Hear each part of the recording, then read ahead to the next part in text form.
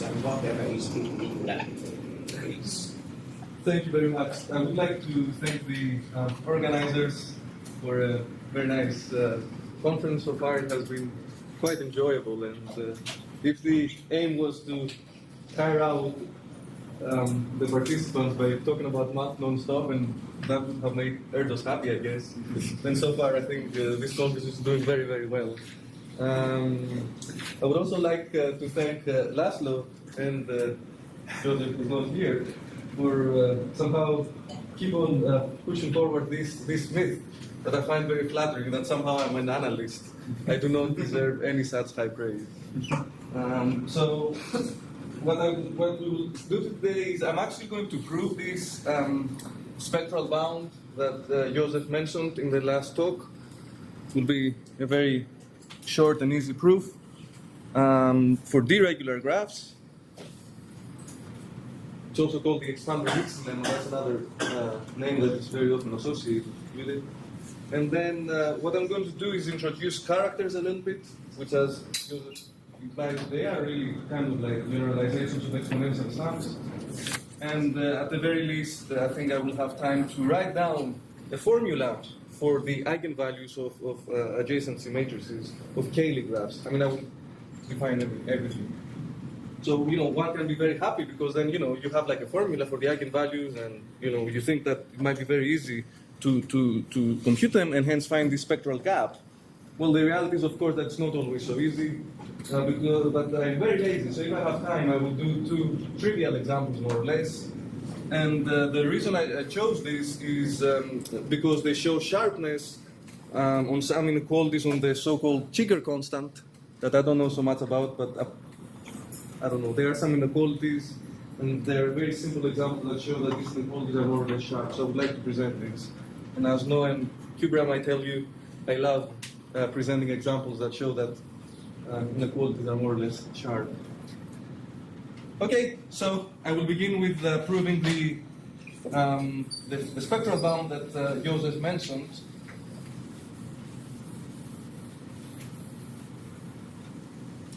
For the regular graphs.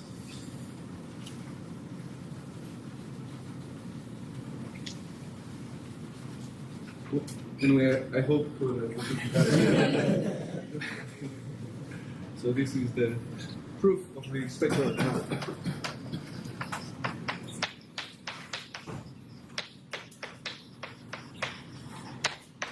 I mean, I will only flesh out Joseph's hints. It's actually very, very straightforward.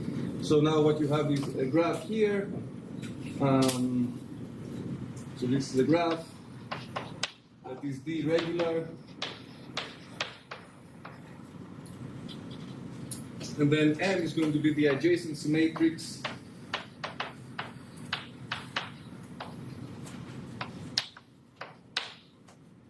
Whoops. Let me just I'm going to list the vertex set. So M is the order of the graph. So M is the adjacency matrix, so this means that Mij is 1 precisely when Ij is an edge, and 0 otherwise. And what we want to do, as Joseph set it up, is we want to compute the number of edges between 2 subsets of the vertex set. I mean, I think to make life easier, I will assume this is joined. And then the bound itself is that the number of edges between those 2 guys minus what you expect.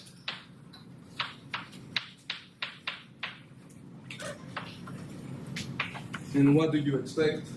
Well, roughly speaking, there's that many,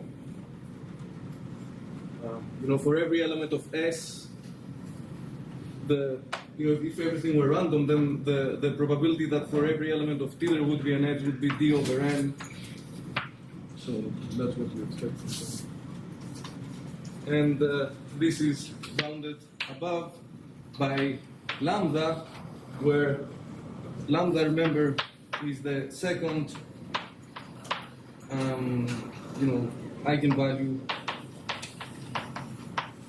of m in absolute value, and I will stop writing that law very soon, times the square root of the cardinalities of S and T. So that's the spectral background, and if you remember the graph that Joseph constructed was p regular, and there were about p square edges, vertices, I meant. So that's how you get this 1 over p. All right, so I'm just going to prove this guy. It's very easy. So the first fact that is very important is that M is a symmetric matrix, real symmetric matrix. So basically M has an orthonormal set of eigenvectors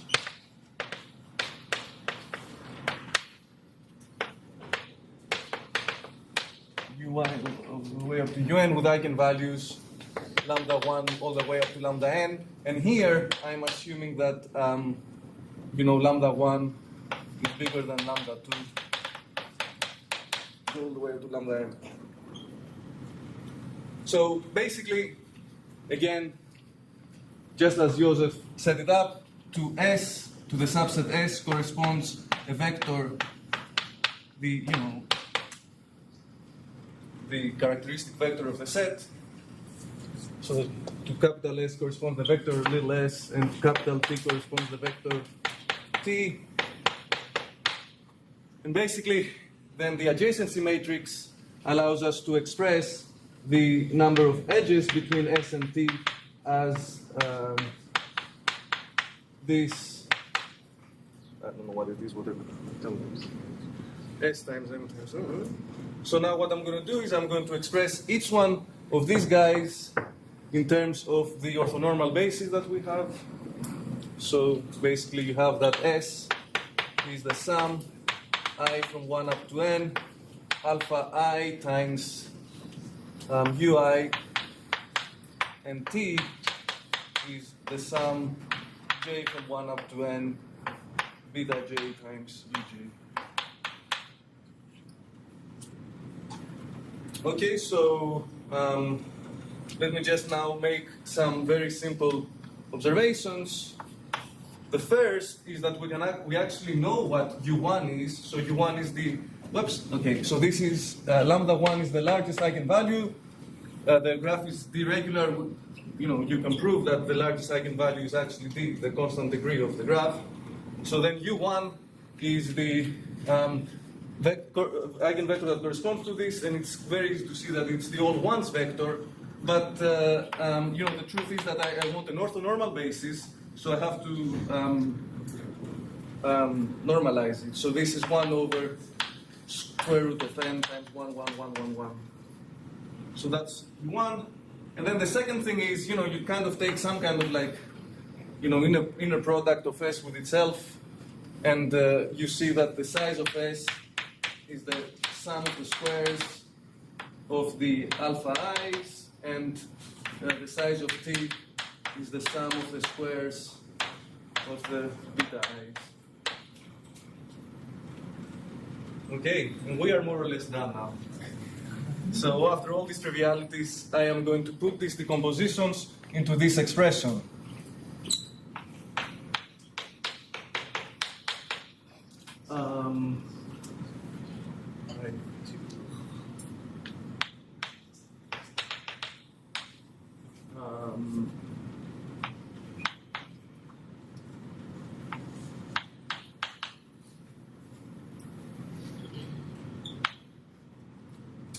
Sorry, I'll skip one step, okay, so I hope I'm not getting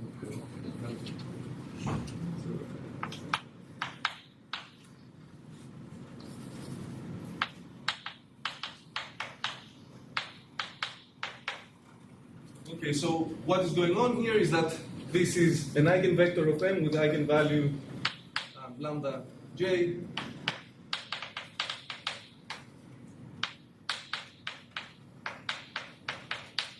So then this becomes just lambda j times uj, and you get ui uj. And now I use the fact that this is an orthonormal basis. So basically this inner product is 0 unless I equals j. So we get this very nice formula.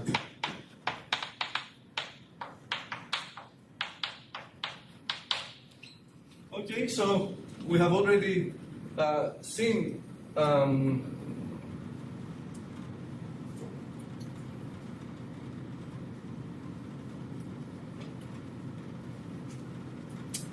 yeah, okay, good. So this is going to also, from here you can get what alpha 1 is. So alpha 1 is the inner product is of this vector with S. So alpha 1 is S over square root of n, and beta 1 is T over square root of n. So now we have all the information when I equals 1. So we get lambda 1, alpha 1, beta 1, plus what is left.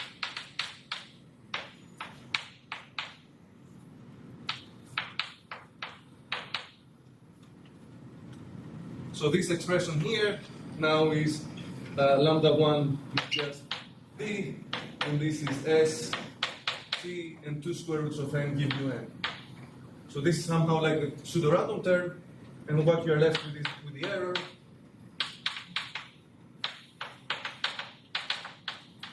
So now I subtract, and you get that the edges between S and D minus the pseudo-random term. And what am I going to do here? I'm going to apply, so first of all, a uniform bound, an L-infinity bound for the lambda i's. So each one of these guys is going to be bounded by lambda. So I take this out and I have put absolute values in, so now I apply Cauchy's farts, and I get the sum of the alpha I squares and the sum of the beta I squares. So this is just lambda, and then you get the square root of the product of the cardinalities, and we are done. So this is the, I hope a detailed enough proof of this spectral bound. So I would like to say one thing that I hope was apparent from Josef's application is that it's a trivial thing, but it actually gives interesting results. And it has been exploited a lot in the literature, especially for large subsets or finite fields. However, I do want to say, I don't know if you can see like how I bounded this term. I didn't do anything fine. It was like some kind of like very basic, approximations. So there is, to some extent, a limit to the effectiveness of whatever. So this spectral bound is not effective once the sets start becoming a little bit small. It's very hard to improve it, no? All right. So any questions?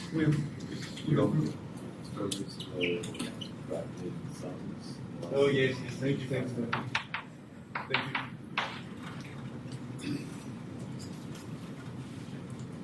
you. What I wrote was correct. Okay, so, so there it is. Again, somehow lambda is, the second, in absolute value, the second largest eigenvalue. And what you really want, somehow, like life is very good, if this is little o of D. So if it's considerably smaller, thinking that n is the parameter that tends to infinity, that somehow this guy is much, much smaller than D. So what we would like to have is some kind of method to understand this spectral gap. And to do this, I will introduce characters.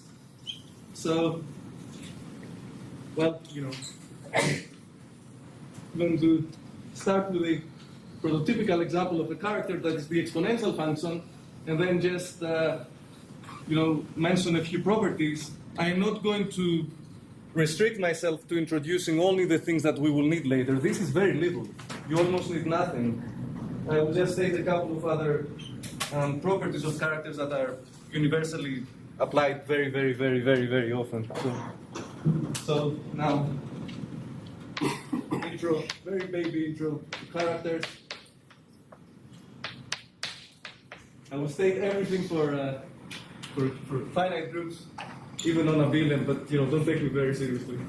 I don't quite know what the character in abelian group is. So this will help with finding the second eigenvalue. Again, there will be a formula, but problem is how to apply it. Okay, so to introduce characters, I'm just going to very quickly say something about exponentials. So what's going on here is we are going to take A and X, we'll think of them as being elements of the integers modulo n. And, well, you have this orthogonality. And I'm going to write a very funny formula because I will repeat it twice. So you have the orthogonality of exponentials that takes two forms. The first is when you fix A, well, I'll call it R. You fix R and vary X. Then, when you sum over all X in this commutative group, and you have the exponential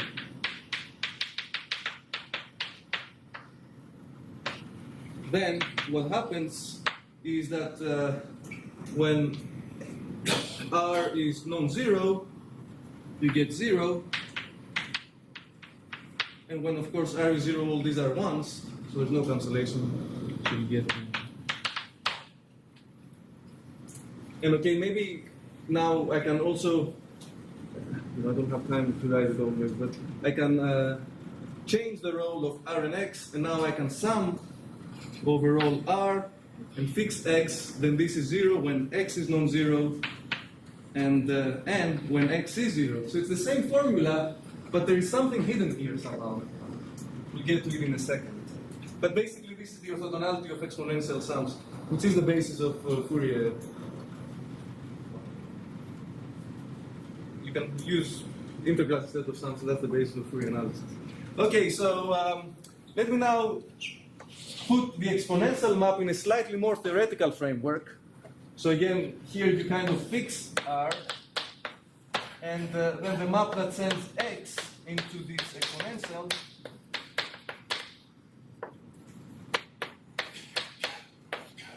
is actually a homomorphism. Is a homomorphism between the additive group of the residue modulo n and the complex numbers with 0 removed equipped with multiplication.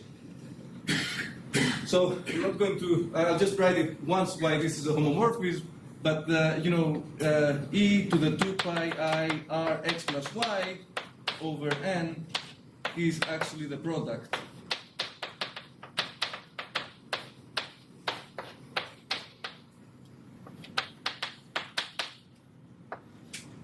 of the two exponentials. Therefore, the map is really a homomorphism. And what a character is a generalization of exponentials. I will only again mention what happens in finite groups. So over finite groups, you know, there are these characters that are just homomorphisms from the finite group to the complex numbers, and they satisfy two orthogonality relations, which in the exponentials they reduce to 1. So let me now, after, I hope I haven't said anything new to anybody. But now that we have a mental image of what the exponentials do, we can introduce characters. So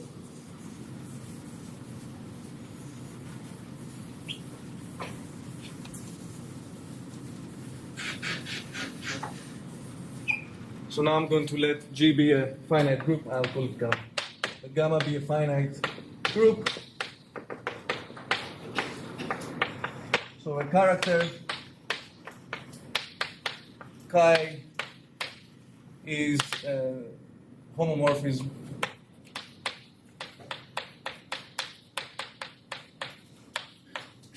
from the group to the complex numbers under multiplication. So that's what it is. Right. So you can, in fact, also equip the set of characters. Well, you know, you need to show they exist, but anyway. You know, you can equip the set of characters with composition and get another group, a group that is gamma hat. So that's the set of characters where when you multiply together, you are actually composing. And, well, let me now just say that gamma hat equals gamma. And I will call the size of the set n, of the group n. So there's just a few, again, trivial things to say here.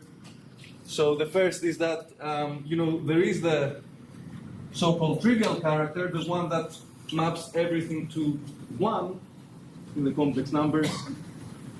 This is the character that would correspond, the exponential sum that would correspond to r equals 0. So it's not a very interesting one. But somehow the philosophy is that this trivial character is the one that gives you somehow these pseudo-random terms. So let me just say again, very, very, very few easy remarks. So there is the trivial character.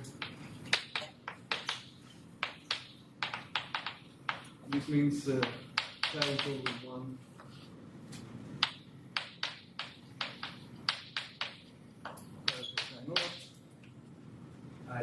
Another thing you can see is that if I denote by 1 the identity in the group, then chi of 1 has to be 1. And the other thing is that because it's a finite group,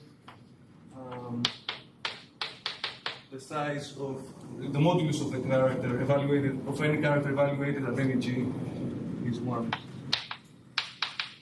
So these are just some basic generalizations of exponentials, and they help a lot. But what helps even more is orthogonality.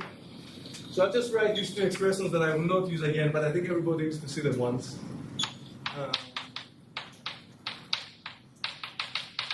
In their life. So if this is your own exposure to characters, I'll take the role. So the first thing is when you are summing overall, you somehow fix a character and you sum over all elements of the group. So you sum over all g and g, and you have your chi of g. Then think somehow this is your x. This corresponds to r somehow. So what happens is that you get 0, unless of course you have the trivial character, in which case this is always 1. So then you get n. So that's one manifestation of orthogonality. You fix the character, you vary the thingies, the elements of the group. The other one is when you fix the element and what you vary is the characters. So this is 0 if G is the identity. Sorry, and N when G equals the identity. So you have these two relations. But in fact, the only thing that I will use today is the fact that it is a homomorphism. So the fact that it is a homomorphism just means that chi of the product G1 times G2 is the product of chi G1 and chi G2. So this is all we're going to use. All the other stuff, I put it there so you see, but it's not so important. Question. Yes. Is gamma a feeling? Well, if the group is a yes.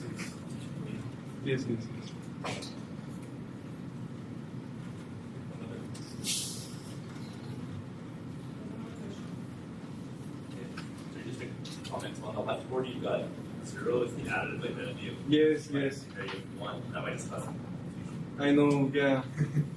Okay, I can write it 0, yes.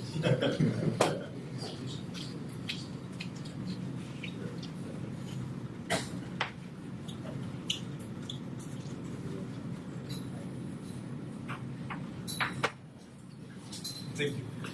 All right, so this is what's going on. And now what I'm going to do is, again, start building towards understanding the spectrum of Cayley graphs in general groups. Again, just because it's so easy to do everything also for the non-abelian case, I will at least write down the formula.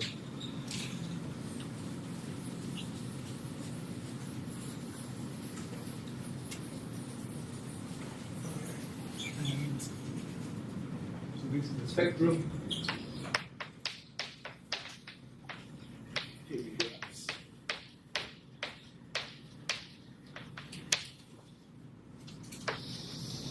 So what's going on is you have a group and a set inside.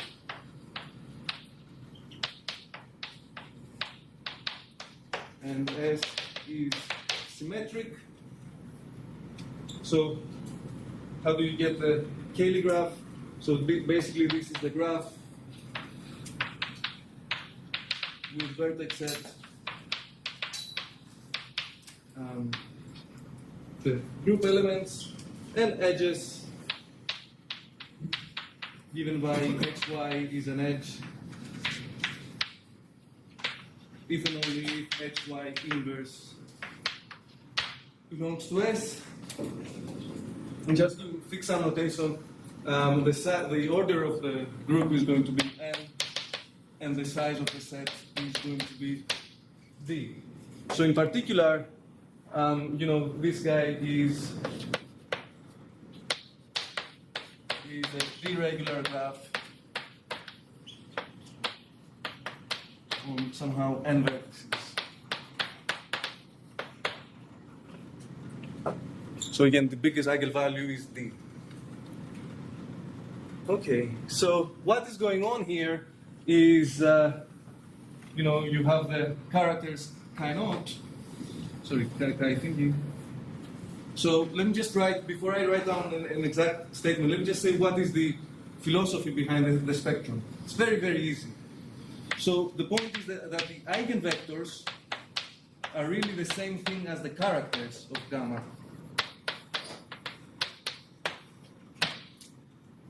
And if you know what the characters are, then you can find the eigenvectors. And somehow the eigenvalues that correspond to a character is some kind of like first moment over S. I'll write down the exact expression now in a second. So that's the philosophy, that somehow the eigenvectors are the characters, so we kind of know what they are, and we can also compute the eigenvalues. So let me just go ahead and write down something that is between a lemma and a theorem. So it probably is applied enough that maybe it should be called a theorem, but the proof is really that of a lemma. I'll write it down as a theorem, I guess. And I don't know who was the first who observed it. So this is the spectrum of Cayley graphs.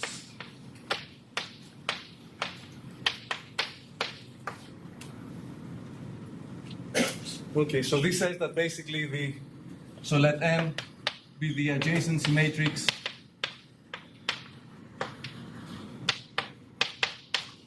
of the Cayley graph of a set S in a group gamma. Then basically what is going on is that for every character, so the vector, I'm going to call it vector V that depends on the character chi, and what you do is, so again, can we just remind ourselves that gamma is, I'll write it now, G1 all the way up to Gn. So it consists of these groups, of these group elements. So the vector is V of chi, and this is chi of G1, comma chi of G2, comma chi of Gn. So you just take chi and you evaluate it at every group element, you get a vector, and this is an eigenvector, which is very nice, and then with the eigenvalue is the sum over all elements S and S of chi of S. In particular, if somehow your set is such that you get cancellation when you sum over S for every character, except of course the trivial one, then the eigenvalues are small.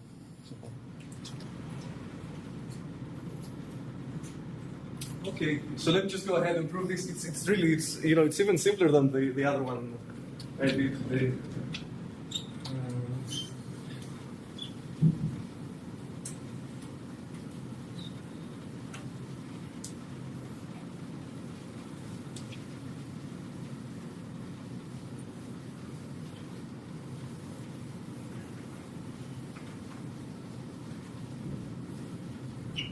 So proof.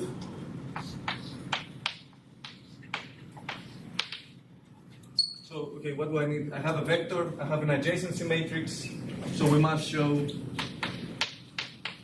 that when you multiply the vector Vk with the adjacency matrix, you get this constant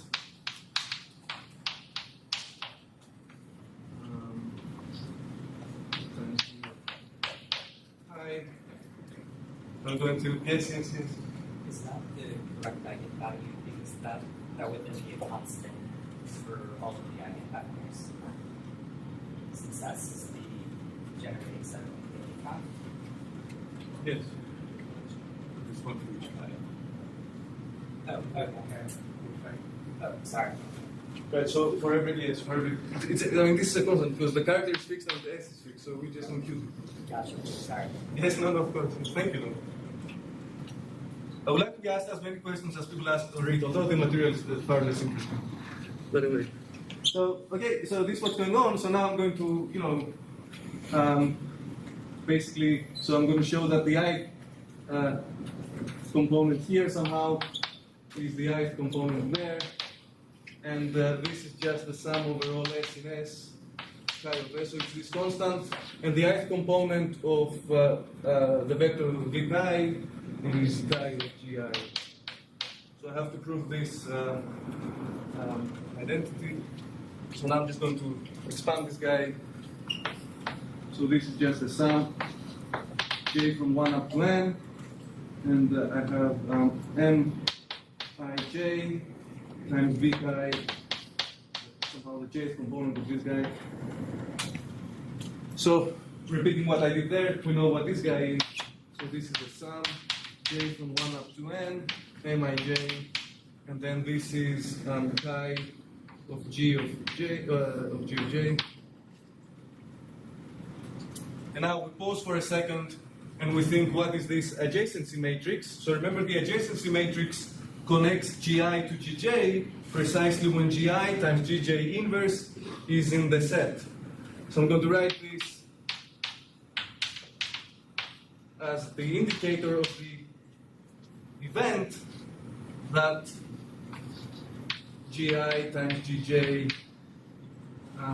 belongs in inverse belongs in S.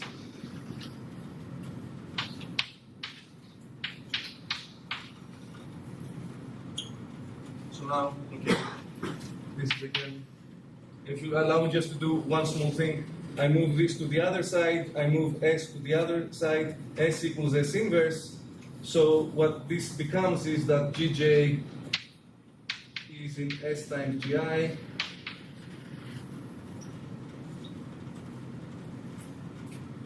So now I know what this guy is. So yeah, so this is 0 unless Gj is little s times Gi. So this is just the sum over all S in S, chi of S times Gi. And now, and only now, for the first time, I'm going to use the fact that this is a character. And remember, a character takes a product and turns into a product of characters. So this is just the sum S in S, chi of S times chi of Gi. And that's the end of the proof. Okay, so any questions with this? All right, so there you go. I won't write formally as a corollary, but you have, remember that the size of the dual group is the size of the group when they're finite. So this means that by this theorem lemma, you have as many eigenvectors and eigenvalues as you need. The only thing that could go wrong is that for different characters, you get the same eigenvector, but this is not going to happen because if the two vectors that come from the character are the same, then the character has to be the same. It's constant, like two characters will be equal on the elements of the group, so they will be the same homework. Therefore, voila, the spectrum of a Cayley graph in a non-abelian group. The eigenvectors are the characters, and the eigenvalues are the, these sums over S.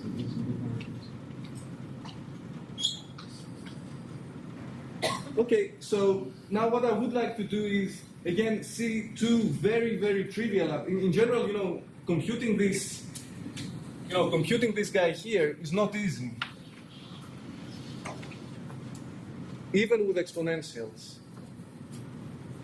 And, or, computing it, I mean, putting like very good reasonable bounds.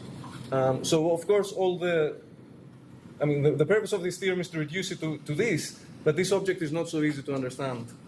So, since I don't want to do anything complicated, I will do two very simple examples just to get you used a little bit to characters. And they are going to also prove that these inequalities that exist on this so-called Cheeger constant that I don't know a lot about are sharp. So the first thing I will do is introduce this Cheeger constant.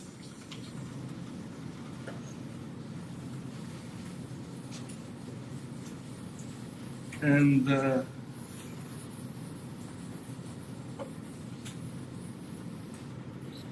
then for two different groups and sets, I'm going to show sharpness of the inequalities I put down. So this is some kind of, again, very basic intro to the Cheeger constant, which I have been told, but I don't understand these things, helps to prove the spectral bound that I wrote down when the graph is not regular. So somehow this quantity that I will write down is important. And if you have questions, I can tell you who to ask. So what's going on again here? I will restrict, just for simplicity, myself to adjacency matrices of Cayley graphs. Or maybe, I could do it for d-regular graphs. Okay, so now G is going to be a d-regular graph on n vertices. And I only, again, impose these conditions so that it's very easy to find the largest vector.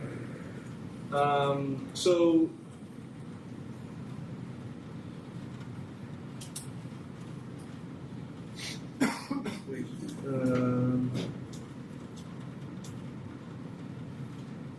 Okay.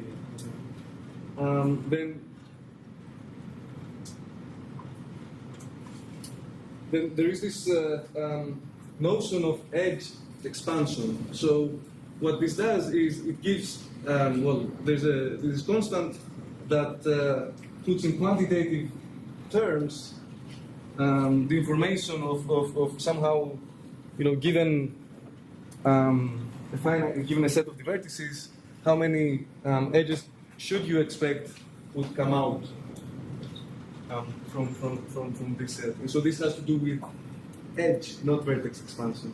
Okay, so let me write down something here. So you have the Cheeger constant.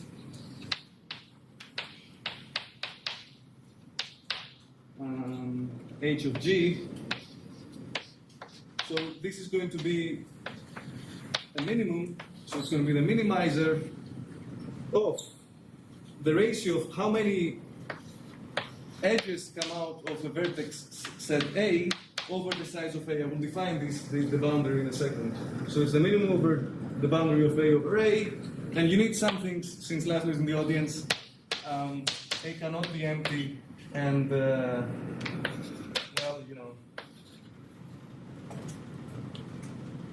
you can't take it to be too large. So you take the minimum over subsets, over sets that have at most half of the elements. And the boundary of A is the set of edges between A and the vertex set and the complement. So of course, okay, this guy might be 0, but if the graph is connected, then it's a non-zero. And somehow the bigger these do these, the more expansion you have. So you're interested really in some kind of lower norms. Okay, so a theorem, and these are again called Cheeger inequalities, although I think they are related to this spectral thing that Joseph wrote down.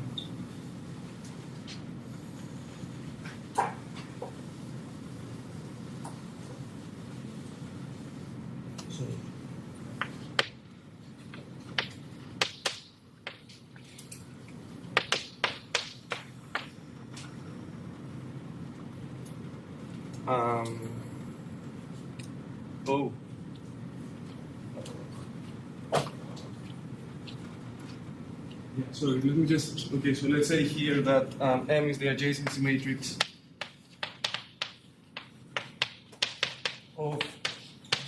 then let's say that the eigenvalues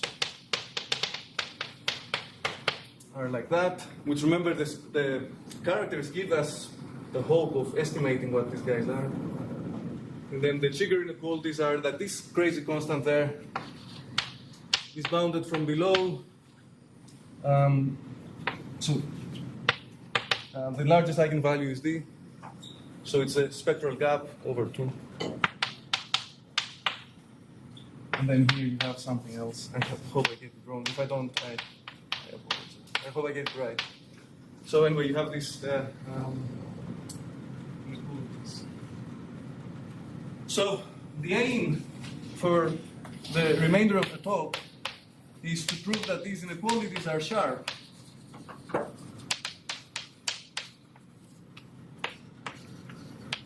And we are going to use very, very, very simple, so exponentials would suffice. You don't need non-abelian characters.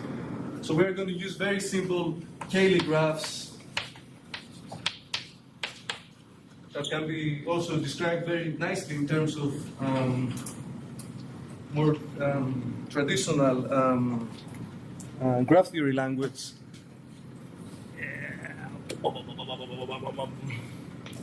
I think this is the cycle, and this is the cube.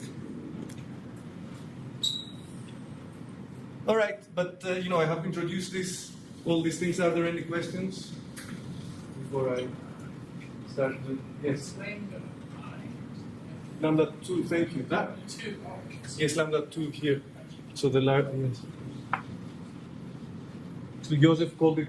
Anyway, he started at 0. So.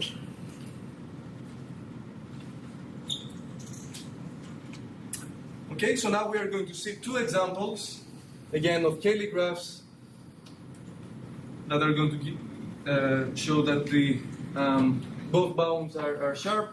In fact, I looked at some online notes, I don't know so much, and it turns out that there is an example that shows that this is exactly sharp. Here, again, you have near equality, but it doesn't matter so much.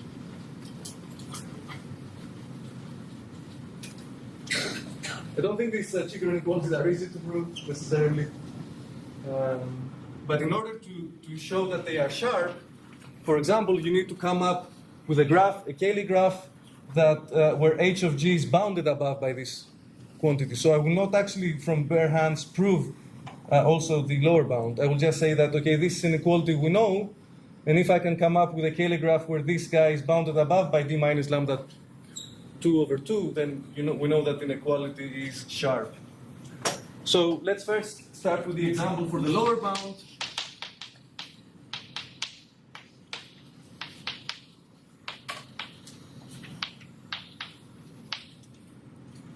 Which might be all I have time for. Slightly more interesting. So here, in traditional language, G is going to be the n cubed. I will only draw it for n equals 3, as everybody always does.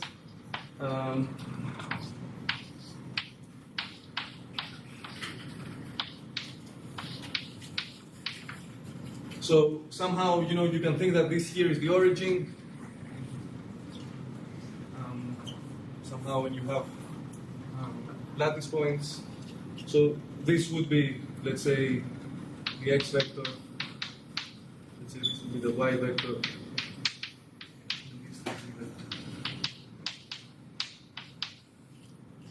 So the whole point is that this guy can in fact be expressed as a Cayley graph. So this guy is the same thing as having a Cayley graph where the vertex set, or the group is f to the, sorry. I'm going to call it the dq because I'm going to get rid. So the group is f2 to the d, and the generating set is kind of like like a collection of these bases over the reals. So it is 1 0 0 0 0 1 0 0 0 0 0 1.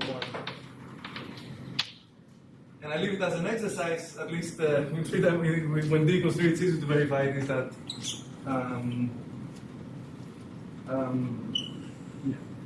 So anyway, for the origin, I hope I demonstrated it, that the origin is connected to the three elements. So that happens for every vertex, and everything happens modulo 2, so you get the cube.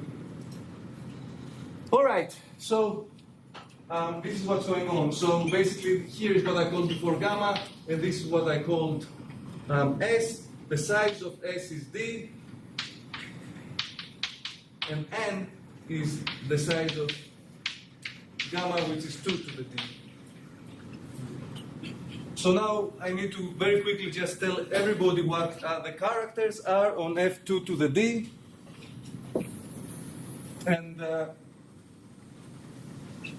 I will wave my hands a lot and say that basically F2 to the D is a vector space over Z2. You can think of it as a product somehow.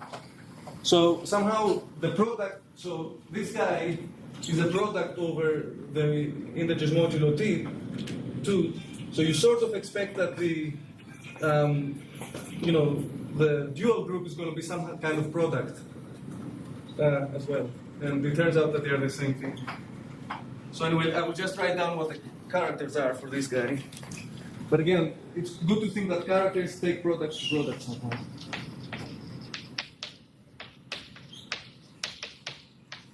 So now I'm going to have some vector R in here, and then the character chi R is going to take the vector X, and is going to take it to the exponential of 2 pi I R dot X over 2. But now the characteristic is 2, so nice things happen. This cancels with that. So you have the exponential of pi I times the dot product R dot X. So this is actually minus 1 to the exponent R dot X. So this is the character that corresponds to this element in F2 to the D. Clearly, if R is 0, then you get a constant character. Okay, so now remember that the eigen value is the sum over all elements S in the generating set of this character.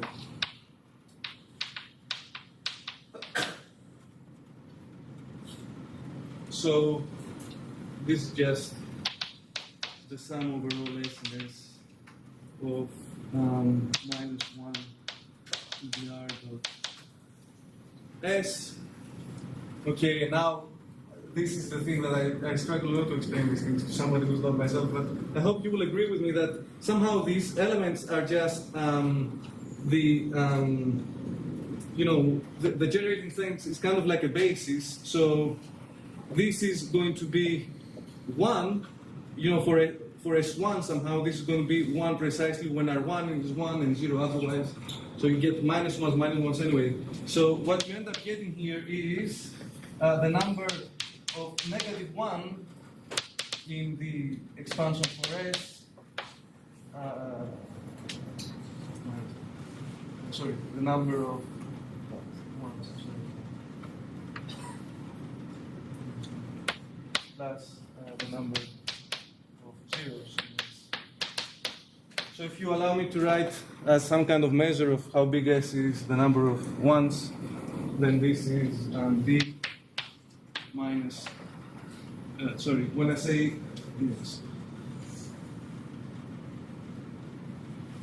this is R, I'm very sorry here, this is R, so you get D minus R minus R, I guess.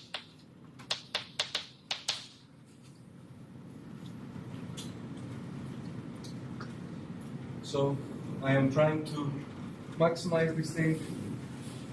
I hope you agree that lambda R is maximum when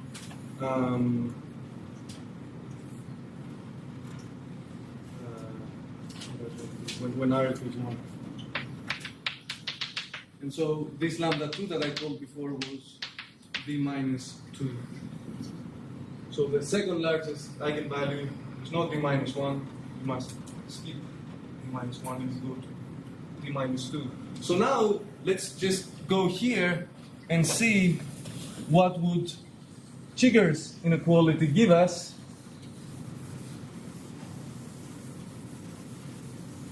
So basically Chigger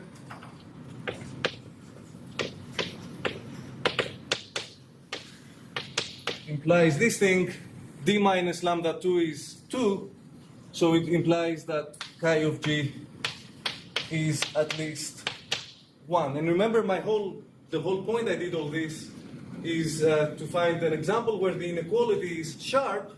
So basically, we must now show.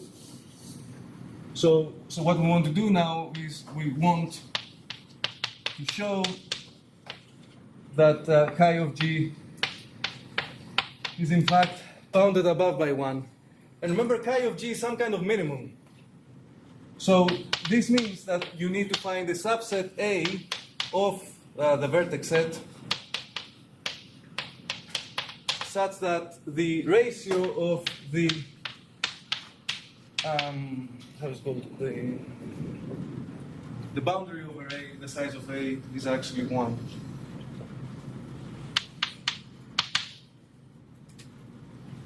And well, now there's another thing that is very easy. I'll write down the correct statement, and maybe you can work out the details in your heads. But the whole point is I'm going to take A to be as large as I can, so I'm going to take it to be a sub-vector space. So A is going to consist of all R, where R1 equals, let's say, 0. So everything that has 0 in the first coordinate. So then basically remember that D of A is the number of the boundaries, the edges from A and then the complement. So now imagine you have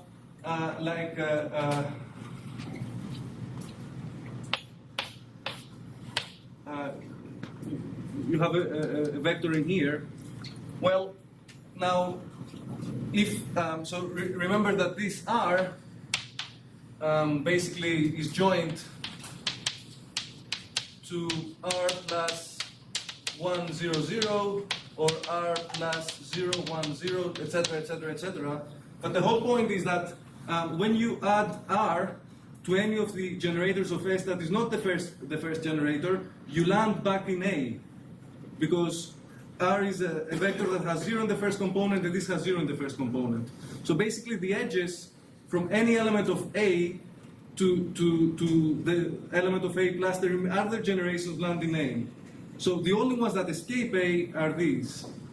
So basically this is just the size of A plus the first vector, which equals the size of A. And I'm done, because I have produced an example of a set where the boundary equals the size of the set. Therefore, there is a subset of the vertex set where this ratio is 1, and h of g is a minimum, so you have the upper bound 1. I have 5 minutes, so maybe I can do quickly the cycle. But before that, are there any questions? The cycle is more interesting. The time is more interesting. Any questions? All right, so now I'm going to produce an example for the upper bound.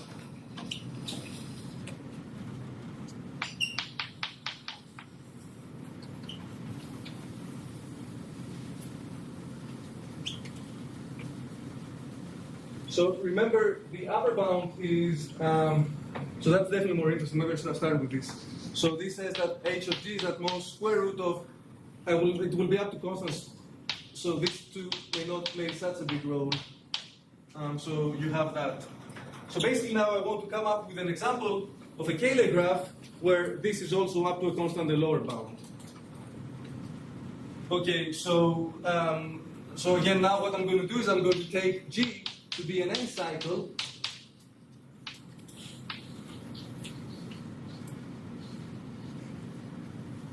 And now you can express this as a Cayley graph of the integers modulo n.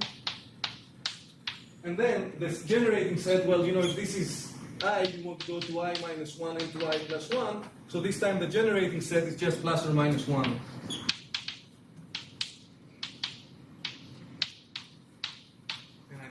be at least 2, so you don't tell me that. So it wouldn't be very interesting if it was just. So that's what it is. So now I'm going to repeat all the steps I did there. This is actually a lot easier.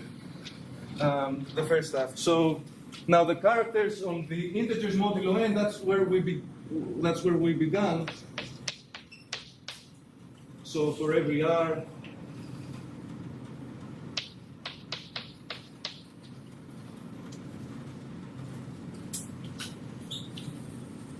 but now you see life is not so kind to us anymore. You have an n, not a 2, so you don't get cancellation.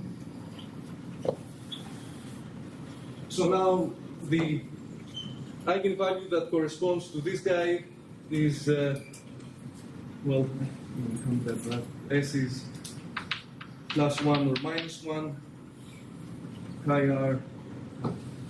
Sorry, I'll just write it quickly. So lambda of r is chi r of 1 plus chi r of -1. So this is, E.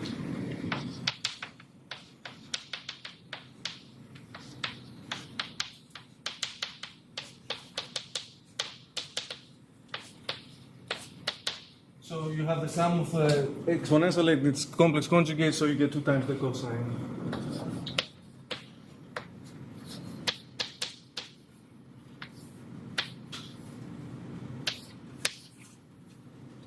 So now you try to find the second largest positive eigenvalue. Well, I mean, I hope you agree with me that this is the unit circle. This is somehow. Yes, thank you.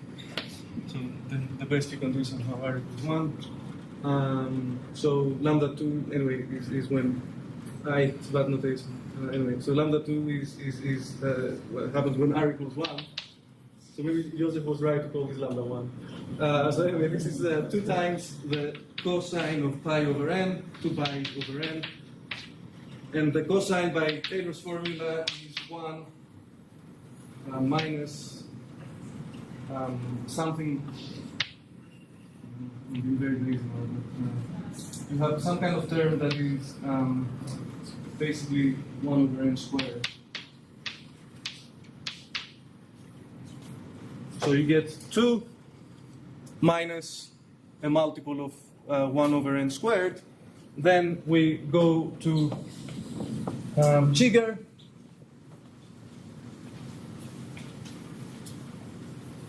And I will pretend the constants are not there. So Jigger tells us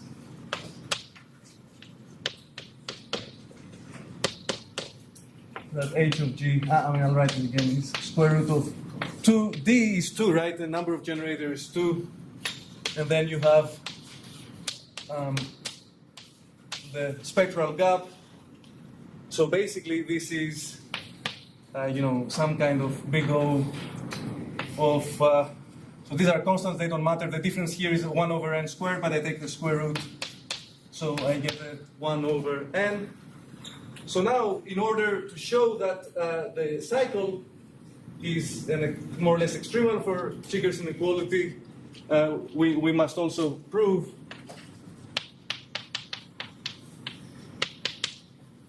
that chi of g is bigger than some multiple of 1 over n. So remember now I want to take some kind of minimum. So I must show that for every set between 1 and n over 2 elements, this ratio is somehow close to 1 over n. But now remember, we are taking A to have at least n over 2 elements. So this is n over 2. Sorry, at most n over 2 elements. So the reciprocal is at least n over 2. And the boundary, well, now this I haven't really thought that much, but you can certainly allow me. I think you can put a 2. But definitely, it's a connected graph, so you can put a 1. So this is phi of n for all Yeah. And that shows that the second Chigger inequality is sharp. So I will repeat one more time. It seems that it's very helpful to have this character sum formulation of the eigenvalues, but for more complex situations, it is not so easy to find the spectral gap using these things. But it's definitely a tool in one's disposal. I have overrun. I am sorry.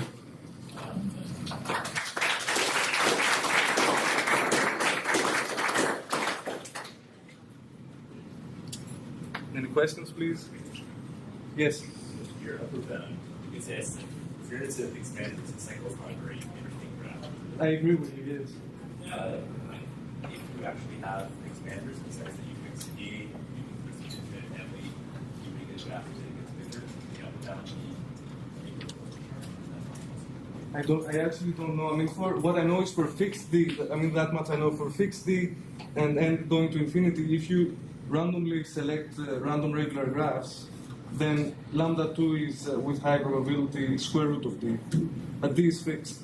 I think it gets much more interesting if D is allowed to grow with n, and then even the spectral gap is not known. Whether the inequalities are sharp, I mean, I think I can ask somebody and come and tell you over coffee or something. I don't know actually. even in the random case, it's not. I mean, I can't. Well, one of the two is, they can't both be. Sorry? Yellow now. Yes, no, actually both of them. So in random regular graphs, because the spectral gap is about D, right? So sorry, let me just. Yeah, so I can answer your question. So when G is a random regular graph, so this means you have like, maybe even bipartite random, but you have like n vertices, and there are D regular graphs, and you choose one uniformly at random, then basically lambda 2 is the square root of D with high probability. So basically then the spectral gap, well, D is always the biggest one, so D minus lambda 2 is basically equal to D. So the lower bound that we had was D minus lambda 2 over 2, and then you had this square root of 2D and D minus lambda 2. So basically this H of G is it's a D up to constant factors a half and square root of 2. So they're more or less sharp. Another question? Somebody's point? Yes. Yes, no? So on the other eigenvalues besides the one and two ever used, did you use bonds? I don't know at all. I mean, if you saw in the expander lemma, we just put the uniform bound. So there's some recent research about so if you want to look at a K cut instead of, this is like a 2 cut. You want to look at cutting the graph into K parts, you can sort of look at the first K eigenvalues. It was pretty recent. It's complicated. And you could not as possible. thank you. It would be interesting, even in the expander Winks lemma, can you do something in certain situations? Can you do something more fine? Depends on the situation. Yes, I think, yes. Are there corresponding formulas for non-linear groups? I'm sorry? Are there corresponding formulas for non-linear? I don't know. Sorry. There should be because, yes, there should be because this thing that I did, I mean, I think the inequalities, right? Correct me if I'm wrong, but the inequalities are true for D-regular graphs, right? So it doesn't matter how they arise, and therefore you also have them. Yes. So as you know very well, some kind of crazy group, some kind of crazy representation, and how can you control the anyone? All right, thank you.